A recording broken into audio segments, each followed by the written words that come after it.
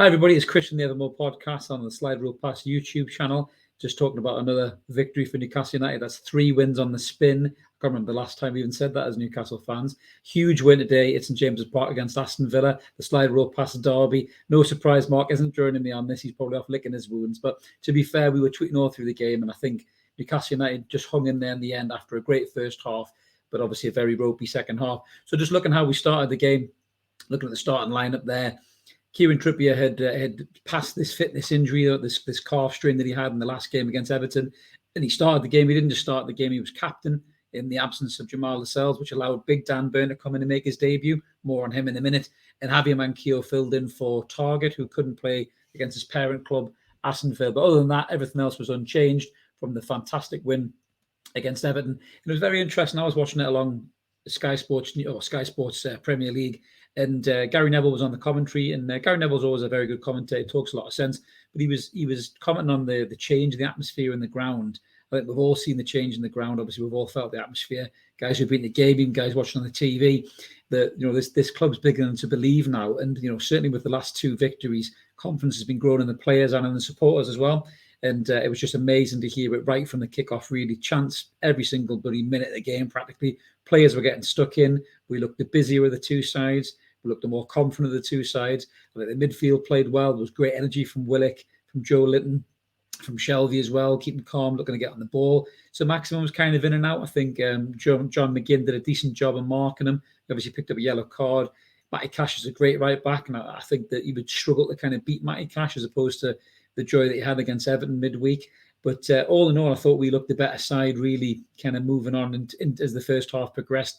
Villa looked very shaky, looked very ropey. I think Gary Neville actually said that maybe Villa weren't prepared for this new look Newcastle United and the way they were playing. They probably should have done their homework after watching the Everton game, because we were superb. Yes, Everton were poor, but we were brilliant. Every man, from 1 to 11. But as the game pushed on, we definitely looked like the side that was closest to scoring. I did feel a little bit sorry for Chris Wood again. He batted another duck. Didn't really look like getting at the game too much. I do feel a little bit sorry for him in a way. I know I've been quite harsh on him, as the boys have on Evermore. We'll be back this week. Make sure you tune into that, guys, 6:30 on a Wednesday. But, they're still playing balls across the box for Callum Wilson. And I do feel a little bit sorry for Wood, because he's not that type of player. I think there was one point in the first half where I think the ball was dinked out to Fraser. He dropped his shoulder, beat the man. And I'm thinking, whip it in. And he took another touch and went a little bit closer to the byline, pulled it across the front post for that Callum Wilson run.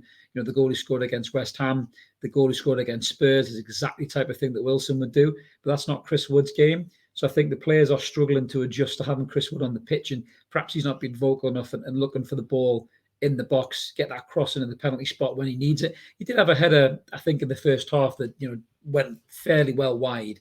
And that was the only time really I saw the guys getting the ball in the box from. So that is something that we're going to have to work on while Wilson's getting back from fitness. And it's going to be a long time, as we said in the last episode of Evermore. It's not back until April. So, yeah, the team really need to try and get the best out of Wood. But as it transpired, we didn't particularly need it. Willock grew into the game, started making some nice, mazy runs, winning the ball, running forward. And he got the ball and he went on one of them charging runs that Joe Willock did last season. And this season he's really been doing it to absorb pressure. But he was taken down by Chambers, reckless really by Chambers. He was really, really lucky that wasn't a penalty. It was kind of just on the line or just in front of the line. So it went to VAR. Obviously, the wait was for a very long time. A lot of Newcastle fans in the ground were screaming for a penalty. A lot of us watching on TV were screaming for a penalty. But it turned out to be a free kick just on the edge of the box. So we were a little bit disappointed. But we shouldn't have been disappointed, because up stepped the main man, Kieran Trippier. I was thinking that he was going to lay it off and Shelvey was going to melt it into the stand, probably knowing Shelvey. But Kieran Trippier stood up. He gave it some welly. It flicked up off a Villa player and smashed into the back of the net, and the stadium went mental. I mean, it's so amazing to have a player now that for years we played against teams where we've said, look, don't give a free kick away against that team or you're in trouble. We now have that player. So teams will be saying that against Newcastle United, do not give a free kick away 18, 20, 25 yards from goal, because they have a really dangerous player that can punish you. So it was absolutely amazing to see that happen. And, as the game kind of pulled on in the first half, from the ecstasy of going in front and dominating Villa, there was a bit of a low point when Javier Manquillo, who again put in a really good shift, never let you down. Manquillo, he's a steady 6, 7 out of 10 every week. He was doing very well at left back, filling in for Taggart. And then, sorry, Target, beg your pardon, made him a Scottish detective there for a minute. Target, he was doing really well, filmed them for him. And then obviously he went down, he had a couple of little dinks, and then he went up for a header and he rolled his ankle. And we lost Manquillo earlier on, which is a real shame. So Paul Dummer came in at left back again, who's steady, does a good shift. And then we broke for half time. Aston Villa would have got a rollicking off Steven Gerrard at half time, no question, because they just weren't in the game at all. And they came out the second half and they were so much better. And then disaster struck really early on in the second half, and we lost Kieran Trippier. And it sounds mad that losing a right back can change the whole dynamic of your side. And it did completely. We lost that composure. We lost that leadership. You had the captain's armband on. Kraft comes in. He looks shaky almost from minute one. His positional sense is all over the place. And then Aston Villa get a chance. They put a ball in the back of the net. You're looking at Kraft and you're thinking, what are you doing with your positional sense there? It went to VAR and he just got away with it. And the goal was ruled out for offside. But it could have quite easily have been punished there. And we could have been level in that game. So, yeah, Kraft definitely nowhere near good enough to fill the boots of Kieran Trippier. And we really hope that this injury isn't a bad one. And he's back, next game. But I think that was a real shame because we were all screaming for Bruno Guimaraes to start the game and then at least have half an hour, 20 minutes or something. But again, with these two bad injuries, it wasn't able to come on. ASM went down a couple of times as well. ASM was very, very poor that day, I thought, really. I mean, you had flashes of brilliance and moments of, kind of what's he going to do now? But in the main, he looked lazy, looked lethargic today. Gary Neville kept saying he was injured on commentary, but it was hard to tell he was injured where he just couldn't be asked. Because he was having one of them games. He was on the floor, he was throwing his hands up, he was getting frustrated. And when you have games like that with ASM, he almost becomes a passenger. So I would have been more inclined to have hooked him off and maybe went to a front three with Joe Litton a bit further up and brought Bruno in next to Shelby. But we stuck in the game. Thankfully, we didn't need it. Obviously, managed to get the win, 1-0. Huge result. That takes us 4 points clear of Norwich in 18th. We're out of the bottom three. Other teams around us are struggling this weekend. We've had an unbelievable weekend of results, with Leeds getting beat, Brentford draw, and Burnley got beat today as well. Norwich got beat. So it couldn't have been a better weekend, really, for us. And we had to capitalise and get the 3 points. And we did that, which was absolutely amazing.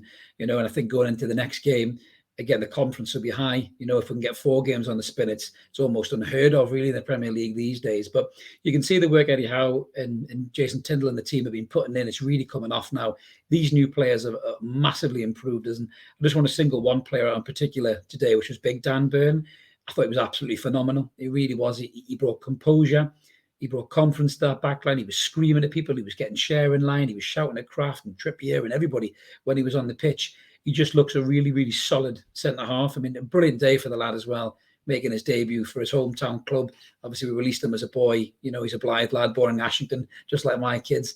And it was great to see him come back and have his debut. I'm sure his family were absolutely brimming with pride in the crowd. And we all were, really. He was man of the match on Sky Sports, and I thought rightly so. It was a really scrappy game. And games like that, you need your defenders to stand up and be strong. And I thought Dan Burn was absolutely superb, winning every header, winning every challenge. He got a yellow card, but I thought it was a little bit harsh in the end. He managed to rip Tyrone Mings' shirt clean off the back of his body as well at one point, which is quite humorous. But yeah, he's a leader, he's a fighter, and he's the kind of centre-half that we've probably been screaming out for a long time. Jamal Lascelles had a good game against Everton, but he has been very poor this season. And I think that shift that Burns put in there alongside Fabian Schär is going to put pressure on whether Howe does bring Lascelles back into the side. He has looked like a bit of a weak link in that team.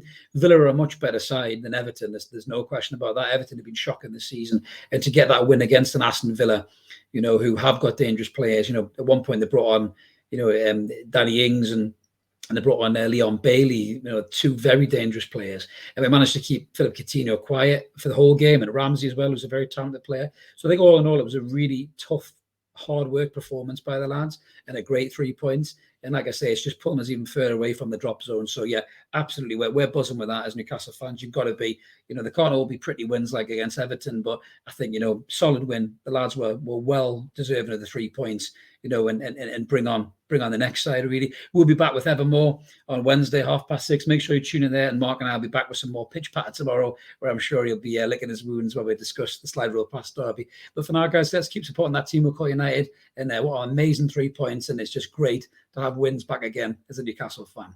Have a great day, have a few beers and enjoy it. Cheers now.